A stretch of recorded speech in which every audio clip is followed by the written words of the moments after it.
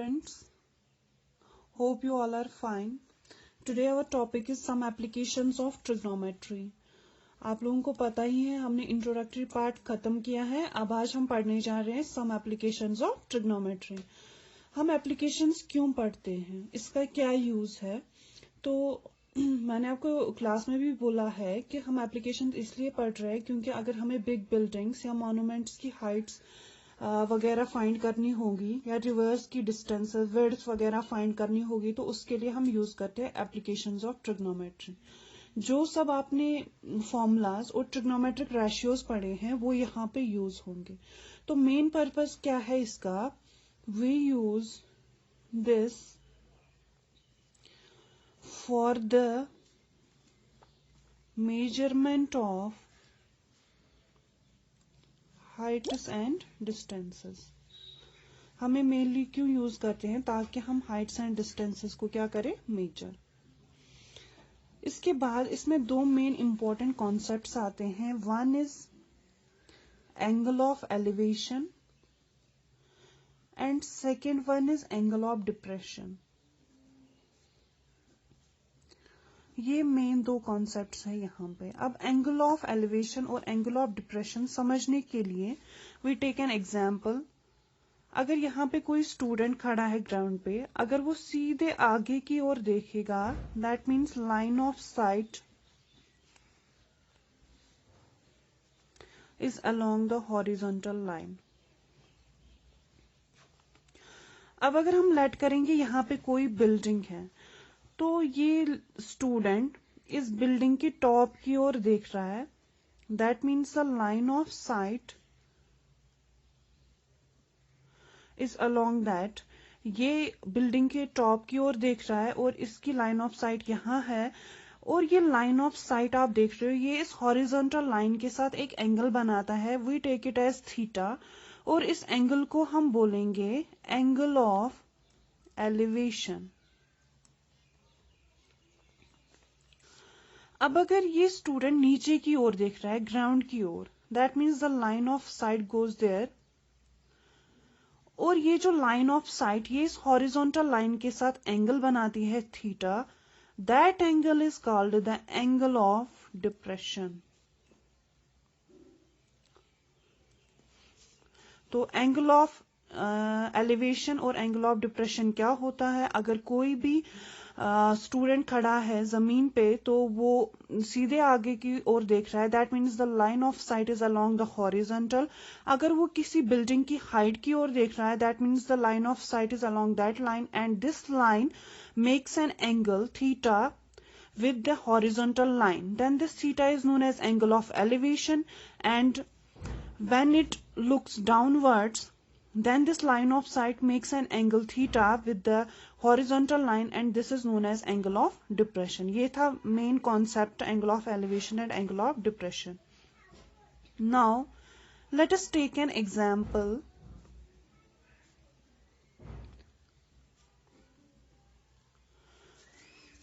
एक बिल्डिंग है,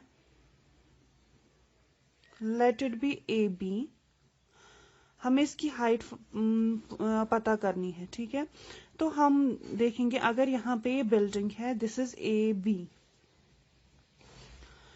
A B building है, तो यहाँ पे कोई स्टूडेंट इसको देख रहा है, इसकी हाइट को. तो the line of site is along that.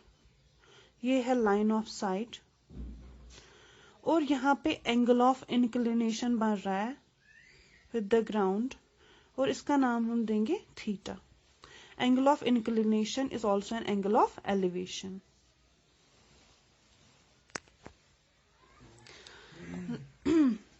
अगर हम लेट करेंगे this B C is equal to 20 metre, ठीक है? ये डिस्टेंस कितनी है? 20 मीटर. आप देखो this vertical line makes angle 90 degree with the ground as this is perpendicular to the ground. So आपको पता है हम ट्रिग्नोमेट्री में किसके साथ डील करते हैं? राइट एंगल ट्रायंगल के साथ. अगर हम लेट सपोज करेंगे theta is equal to 60 degree, ठीक है? तो दिस इज एच. हमें ये फाइंड करनी है. जब भी आपको कुछ चीज फाइंड करनी होगी तो हम उसका रेशियो लेंगे विद द नोन. जैसे ये हमें नहीं पता है, ये हमें पता है, हम इन दो का रेशियो लेंगे, इन दो साइड्स का. तो this is A B in right angle triangle A B C. अब क्या है, ए बी हमें नहीं पता है, बी सी पता है, इन दो चीजों का हम क्या लेंगे, रेशियो। अगर आप देखोगे this is perpendicular and this is base, this is perpendicular, this is base, and we know that perpendicular upon base is tan theta, but हमारे पास थीटा क्या है 60 degree, this is equal to tan 60 degree. अब A B जो है ये हमें नहीं पता है, बी सी कितना गिवन है 20 metre, this is equal to tan 60। we know that this implies AB divided by 20 metre. हमें पता है tan 60 किसके बराबर होता है, √3। This implies AB is equal to, इसको यहां ले जाएंगे, this is equal to 20√3 metre. Therefore, height of a building is equal to 20√3 metre. That means हमें height कितनी मिली, 20√3। अब हम चलेंगे, this was little bit introduction about application, some applications of trigonometry. अब हम चलेंगे एक्सरसाइज 9.1 पे, क्वेश्चन नंबर 1। क्वेश्चन नंबर 1 के गिवन है, a circus artist is climbing a 20 metre long rope. एक सर्कस आर्टिस्ट है, वो क्या एक लंबी सी रस्सी को चढ़ रहा है, वो कितनी लंबी है 20 metre, which is tightly stretched and tied from the top of a vertical pole to the ground। एक वर्टिकल पोल है ग्राउंड पे और ये रस्सी इसी के साथ बांधी गई है, ठीक है।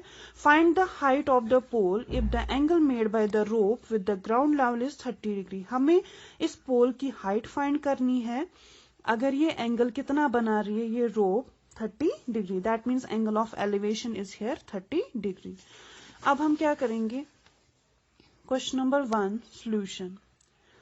पहले हमें क्या दिया गया है, ए बी एक पोल है, इसके बाद एक रस्सी है लॉन्ग, वो है 20 मीटर इसकी लेंथ है, और बी सी ग्राउंड लेवल है, इसके बाद दिस मेक्स एन 90 डिग्री। अब देखो हमें क्या दिया गया है, A B is a pole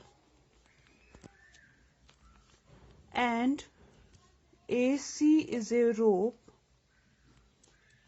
of length 20 meter। Now in right angle triangle ABC, और हमें एंगल ऑफ एलिवेशन दिया गया है 30 डिग्री। अब हम क्या करेंगे, ABC राइट एंगल ट्राइंगल है, मैंने आपको क्या बोला, जो चीज हमें पता करनी होगी हम उसका रेशियो किससे लेते हैं, जो चीज हमें पता होगी। आप देखो इसकी हाइट हमें पता करनी है, that is A B side upon ये साइड हमें गिवन है, तो that is equal to A C. अगर आप देखोगे इस ट्राइंगल में this A B is perpendicular, A C is hypotenuse, and आप लोगों ने पढ़ा है perpendicular upon hypotenuse is equal to sine theta, but theta हमारा यहाँ पे कितना है 30 degree. This implies A B हमें नहीं पता है, ए सी कितना गिवन है 20 metre is equal to sine 30, and we know that sine 30 degree is equal to 1/2। This implies AB is equal to AB divided by 20 meter is equal to sine 30 degree। This implies AB divided by 20 meter, sine 30 के बदले हम क्या लिखेंगे 1/2। This implies AB is equal to 20 यहां ले जाएंगे 20 metre divided by 2, 2 1 2 10। This implies A B is equal to 10 metre. Therefore height of a pole is equal to 10 metre. और we can take इस cross multiple here, that is twice A B is equal to 20 metre. This implies A B is equal to 20 metre divided by 2। ये यहाँ पे ये concept समझने के लिए